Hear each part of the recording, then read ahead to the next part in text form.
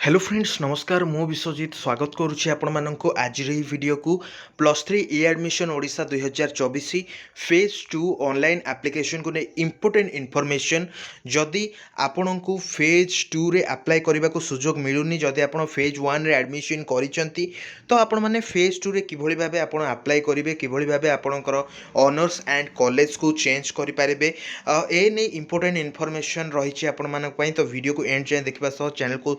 Subscribe करी पाखर थिबा bell icon को ऑल सेट करतु एवं यह सहित आमर कैंपेन तो चली एंड नुआ कैंपेन स्टार्ट करबा ता सहित गोटे कंप्लेन मध्य आमे पकेइबा जहाँफल उच्च शिक्षा विभाग दृष्टि आकर्षण होगा सहित गाइडलाइन रे चेंज होबार संभावना रही। तो friends government of Odisha higher education department पक्षर आसीथिबा गाइडलाइन फेज 2 पाई जो कि नंबर 1 ने कह जायछि को माने अप्लाई करि परिबे एंड नंबर 2 रे कह जायछि को माने अप्लाई करि परिबे नाही। एठी स्पष्ट भाबे लिखा जायछि applicants who have already been admitted in any honour subject at any of the higher education institutions during phase 1 admission process are not eligible to participate in phase 2 admission process. अर्थात जो माने फेज 1 ने admission करिसंती से माने phase 2 रे apply करि परिबे नाही बाकी अन्य माने फेज 2 रे अप्लाई करि परिबे। तो किंतु जने स्टूडेंट कमेंट करछन्ते बहुत सारा स्टूडेंट्स मानको मन रे ए प्रकार क्वेश्चन रहिछि कि जदि आमे नुआ मोबाइल नंबर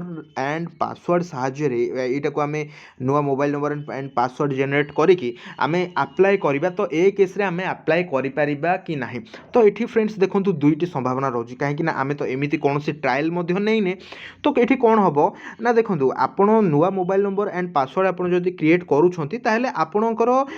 प्रोफाइल हे जिवो एंड आपण ऑनलाइन एप्लिकेशन फॉर्म भी आपणक सामने रे आसी जिवो किंतु सेठी जते बेले आपण आपणकर +2 रो जो रोल नंबर रहिछि से रोल नंबर आपण एंट्री करिवे तो जदि सेठी कोनोसी एरर न आसिला तो 100% आपण माने अप्लाई करि परिबे सेकेंड फेज रे किंतु जदि सेठी कोनोसी एरर आसिला माने आपण रोल नंबर एंटर कला परे से जदि लिखि देला you are already admitted in higher educational institute you are already admitted एमती किछि लिखि देला सो ए केस रे आपण केमती अप्लाई करि हां जदि सेमती किछि न लिखिला ताहेले आपण माने कोन करिवे ना आपण अप्लाई करि देबे आपणकर जदि सिलेक्शन आसिला प्रीवियस कॉलेज रो जाईकरी सीएलसी आ अन्य जहा ओरिजिनल्स दैचंती से सब आपण नै आसीबे एवं से सब आपण आनी नुआ कॉलेज रे एडमिशन करि परिबे। जेहेतु आज 4टा बेलू फॉर्म अप्लाई स्टार्ट होची तो सेटा मु निश्चित रूपे चेक करी कि आपण मानको जणाई देबी कि ए भली सिचुएशन में अप्लाई हेई परिबो कि नाही। एहा सहित फ्रेंड्स आपण माने जानि छथि हमर कैंपेन तो निश्चित रूपे बहुत भलो भाबरे चाली छि जहा ओडिया रे लेखा थिला एवं ता सहित मैं आउ गोटे कैंपेन मध्ये स्टार्ट करछु जहा आपण माने देखि परंती इंग्लिश रे लेखा छि dear sir the grievance is related to UG phase 2 admission guideline it is mention that those students who already admitted in phase 1 cannot apply in phase 2 due to this students will not study in their preferable college and honors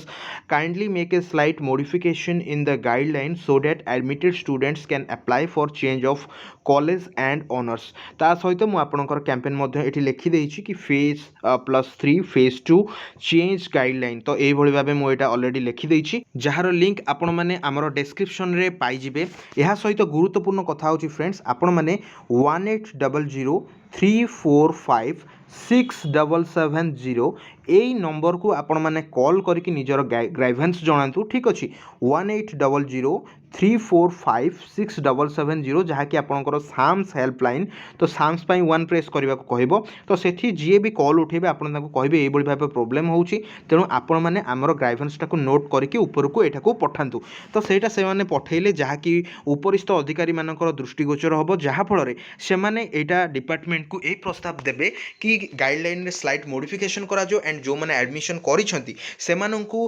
preferable college and honours रे पढिबा पई सुजोग दिया जाऊ। तो आपण माने निश्चित रूपे हमर Telegram channel join होंतु सेठी मु आपण मानकु ए लिंक गुडा भी शेयर कर देबी। वीडियो को एंड जाय देखतिबारु धन्यवाद।